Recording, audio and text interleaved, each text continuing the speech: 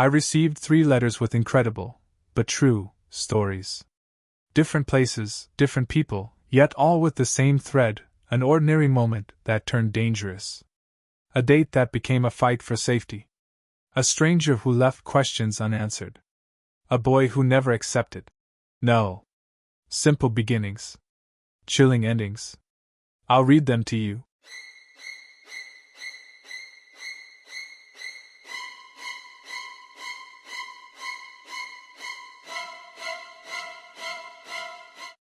The date gone bad. It's been over 15 years, but I still remember the night I met Daniel Hayes. I was single, going on dates here and there, and occasionally setting up meetings through friends. My brother had met Daniel at a bar a few times and decided we should go out. He said Daniel was new to the country, single, and really looking for a date. I wasn't exactly desperate, but I agreed. We agreed to meet at a restaurant in Rockford, Illinois. Daniel was late, which wasn't a problem, but things quickly went south. At first, he was polite, holding the door and pulling out my chair.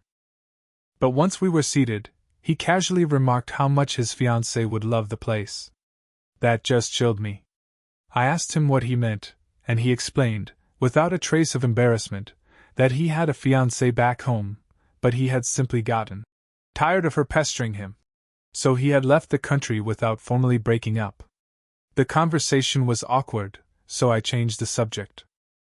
When the waiter came over, Daniel just looked at him blankly, then turned to me and asked, "Do you understand this guy?" The waiter had a slight accent, but I understood perfectly. I ordered for both of us, and as soon as the waiter left, Daniel said, "Normally I wouldn't let this girl order, but this guy spoke weird." In one sentence, he managed to come across as sexist and racist. I called out to him, but he waved me off. After that, his questions became personal. He asked if I was a virgin, if I would be submissive to my husband, and if I would wait until marriage. That was my limit. I left cash for my half of the order and a tip, stood up, and told him the date was over. I thought that was it. I was wrong. Before I could get home, my brother texted me Daniel had called him in tears and told him I had left for no reason. I explained everything, and my brother agreed it was best to stop communicating. We both blocked Daniel on social media, and my brother blocked his number. That's when the harassment began. Daniel started creating fake accounts, posting weird rants about me, sometimes describing me in detail, sometimes calling me horrible names. Then he started showing up in person. One afternoon, I came home to find him standing outside my house, asking to come in and talk about everything. When I refused, he grabbed my hand and said, "You'll never find a man who loves you the way I do. If you leave, you'll regret it when you're old and alone." I tried to pull away, but he wouldn't let go. Finally, I kicked him in the shin, broke free, and ran inside, locking the door. He pounded on it, then tried to break it down. I called the police, explaining that someone was trying to break down the door. They promised to send someone, but after 20 minutes, no one had arrived, and the pressure on the door was getting stronger. Panicked, I called my brother, who lived nearby. 15 minutes later, my brother arrived. I heard muffled screams outside, then silence. A few minutes later, the police finally showed up, ironically after a neighbor called 911 to report 2 men fighting on the lawn. According to my brother, Daniel hit him when he tried to throw him out. Neighbors confirmed to the police that Daniel had tried to break down my door. There were even fresh marks on the door frame from the break-in.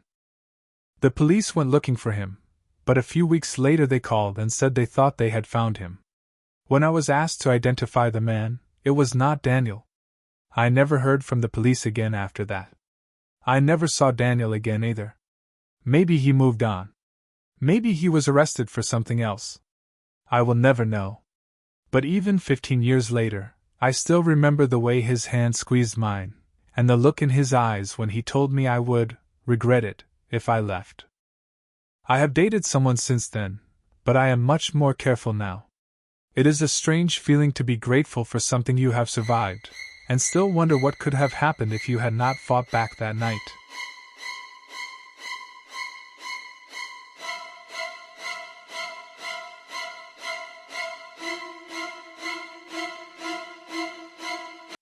The man who wasn't in the photos. Back in 2008, I was living in a small town in northern Oregon and spending most weekends at my best friend's house. Her mom, Karen Whitfield, was divorced and had been dipping her toes into online dating, mainly sites like Match.com. Karen was a cautious woman in most ways, but she had one rule that sometimes got her into trouble. She wouldn't go on a date with someone until she had shown his profile to her daughter, Emily, and me, asking for our approval. One Thursday night, Karen called us into her bedroom, beaming. "You've got to see this guy," she said, pulling up his profile. His headline read, "Looking for a strong mother." The grammar was odd, and the wording made me uneasy. Still, he was conventionally attractive: short dark hair, neatly trimmed beard, ice blue eyes. His profile mentioned a background in metalwork, his job at a foundry, and a love of working with cold steel. I told Karen the vibe was weird. Emily joked that her mom always picked antisocial ones. But Karen was excited and arranged a date. He was going to drive 2 hours from his place in Idaho to meet her, then they'd head into town together. The night of the date, Emily and I were upstairs painting her bedroom when we heard footsteps inside the house. No knock. No doorbell. Not even the dog barked. We froze when a man's voice came from right behind us. "Well, well, well. I didn't know I was getting a 2-for-1 deal." We turned to see him, the same man from the photos, or so we thought. His hair wasn't dark, it was streaked with gray. His eyes weren't blue at all, they were solid black, so dark they seemed like 2 pupils. He smiled in a way that made my skin crawl. Karen's voice called from downstairs. "Who got hurt?" She must have thought we'd fallen off the ladders. When she reached the top of the stairs and saw him blocking us, her face tightened. He opened his arms like an old friend greeting her and said, "Karen, you look beautiful." I knocked, but no one answered, so I let myself in. "These must be your girls, beautiful, just like their mommy." Karen forced a smile and told him to ring the bell next time. She led him downstairs, apologizing for scaring us. Emily and I immediately texted her what he'd just said. 10 minutes later, Karen came back up to check on us, apologized, and said he claimed we reminded him of his daughters.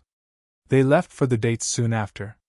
A few hours later, Karen's last text to us read, "I'm okay, but I'm officially freaked out. Coming home now." We watched from Emily's window as Karen's car pulled into the driveway.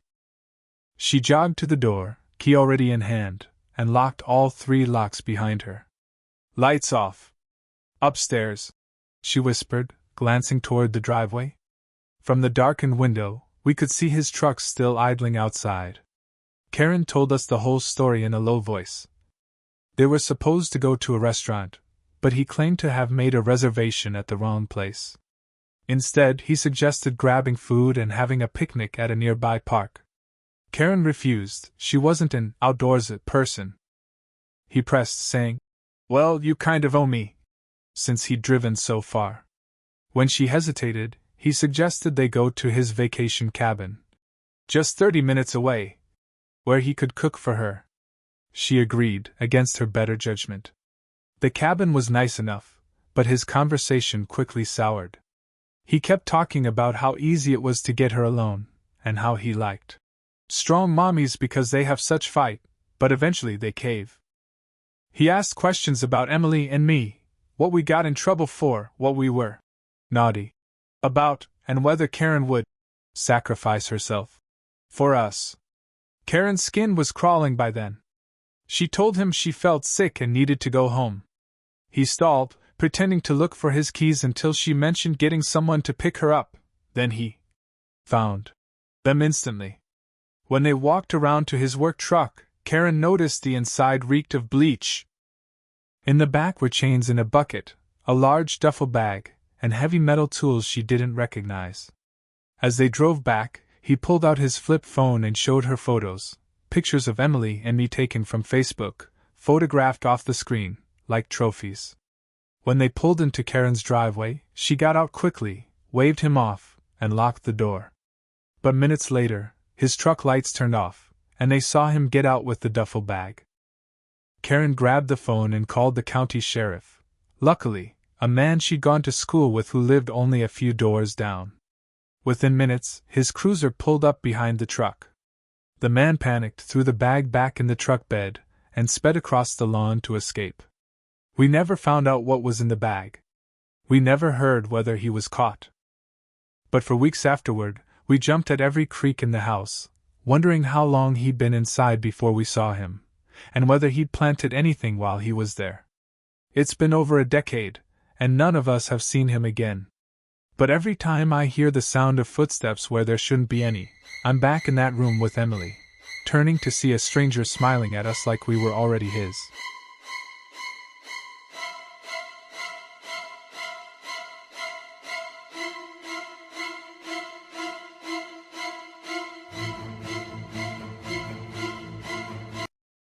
The boy who wouldn't hear, no.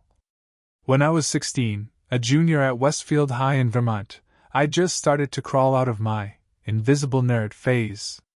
I joined varsity cheer, made new friends, and even had a crush on one of the popular guys. The junior cheer captain, Lindsay Hart, seemed to take me under her wing, dropping hints that my crush might ask me to homecoming. One afternoon, after theater rehearsal, I walked into the parking lot to find a boy named Evan Palmer standing there with a box of my favorite candy.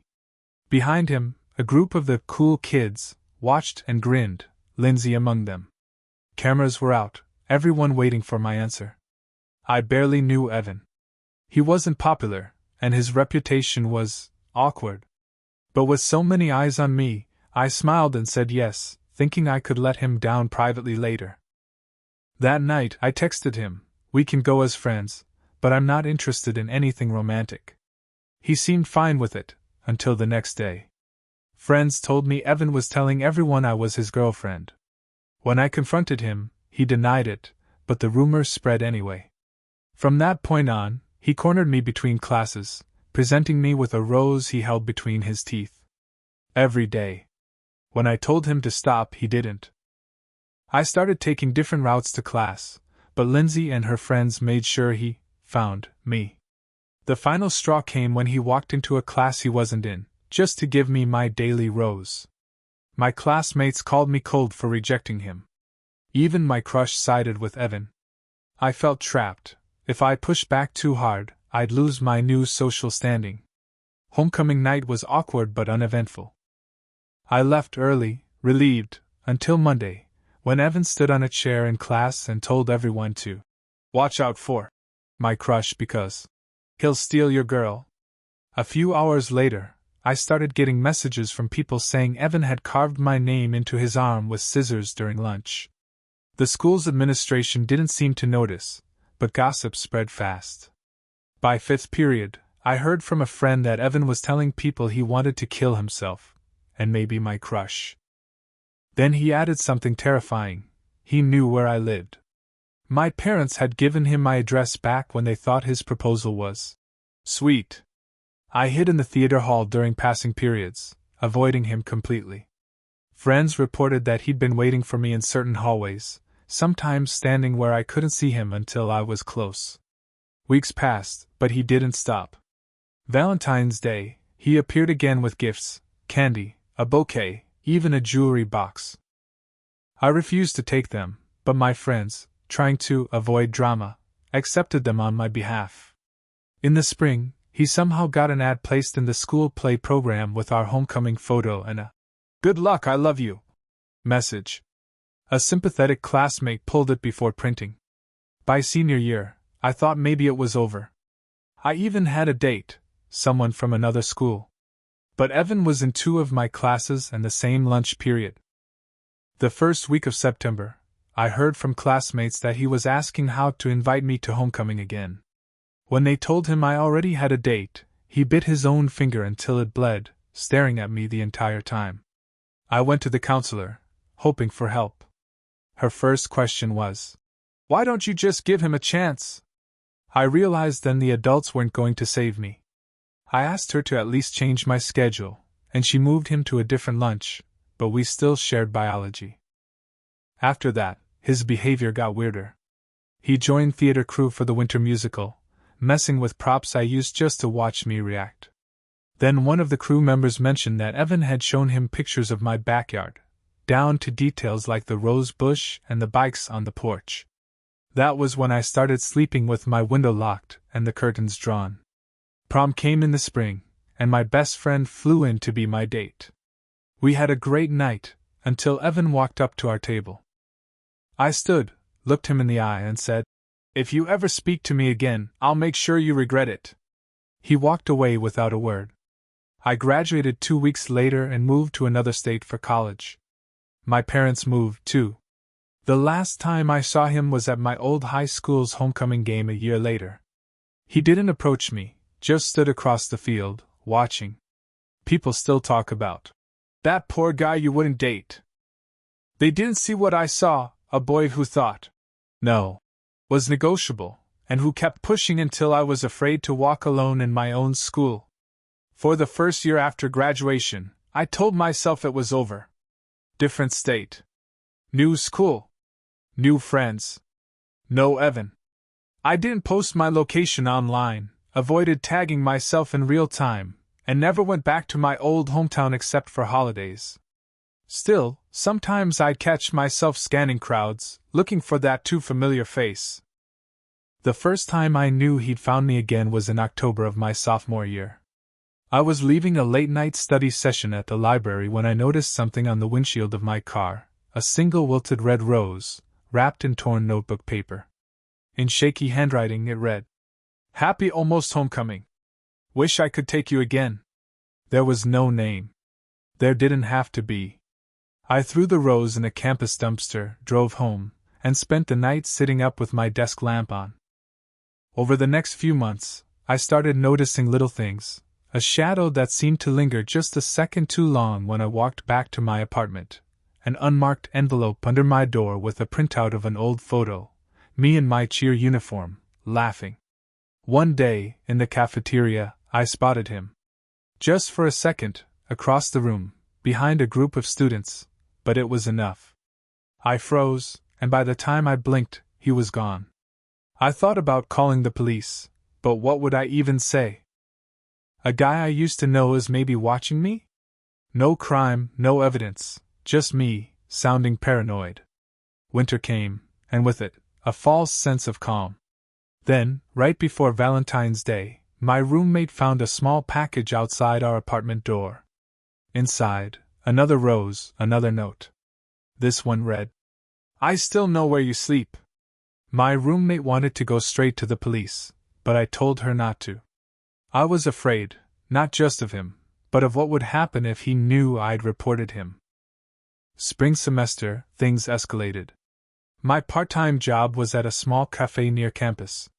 One slow afternoon, I caught a glimpse of someone standing outside, facing the window.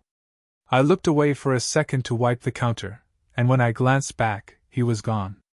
Later that night, I found a tip jar note slipped between the bills.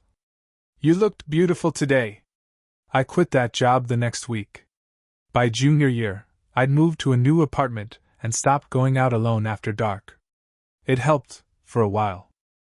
Until the morning I left for class and found my bike chain cut clean through. Taped to the seat was an old biology worksheet from senior year, mine, with Mrs. Palmer scrawled over it in black marker. I still don't know how he got it. The last confirmed time I saw him was my senior year of college. I'd gone back to my old town for a friend's wedding. It was at a small reception hall, the kind where everyone knows everyone. Halfway through the night, I felt eyes on me. I turned, and there he was, leaning casually against the doorway, watching. Not smiling. Not moving. I went to the bathroom, locked myself inside, and called my dad to come pick me up. By the time we left, he was gone. That was 3 years ago. Sometimes I convince myself he's moved on, that he's finally forgotten me. But then, out of nowhere, a memory will hit me, a rose on my windshield, a shadow in a doorway, the sound of my name whispered where no one should be. And I wonder if, somewhere, he's still watching. Because boys like Evan don't always hear. No. And when they don't, they keep listening for any sound that might mean yes. Let me know what you think in the comments. This was Tell Me What Happened. I'll see you in the next story.